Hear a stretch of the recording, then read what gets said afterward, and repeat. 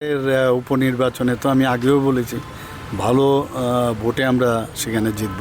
এটা আমাদের আগেরই আমাদের এই আসন ভারতীয় জনতা পার্টির ছিল এবং আমরা এখানে আশা করি ওখানে আমরা ভালোভাবে জিতব। আর পশ্চিমবাংলা এটা একটা মানে আমাদের কাছে শুধু না, সারা ভারতবর্ষের মানুষ তাকিয়ে আছে পশ্চিমবঙ্গের রেজাল্ট নিয়ে। কারণ দেশের ভবিষ্যতের জন্য এবং পশ্চিমবাংলার ভবিষ্যতের জন্য, নেক্সট জেনারেশনের জন্য পরিবর্তন খুবই দরকার। এবং যেভাবে এবার এখানে ইলেকশন হলো, আমার মনে হয় যে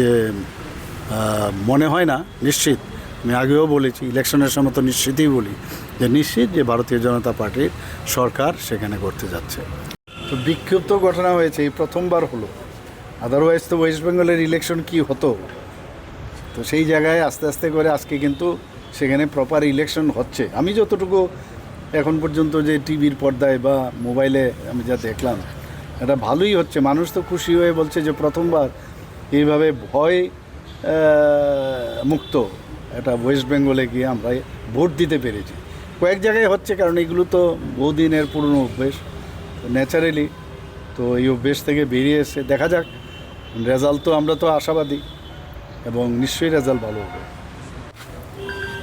যেভাবে ওয়েস্ট বেঙ্গলে ইলেকশন হয়েছে, যেখানে যেখানে এই ধরনের দুর্বৃত্তরা ইলেকশন করতে বাধা দেয়, এটাও কিন্তু একটা স্যাম্পল স্টাডি।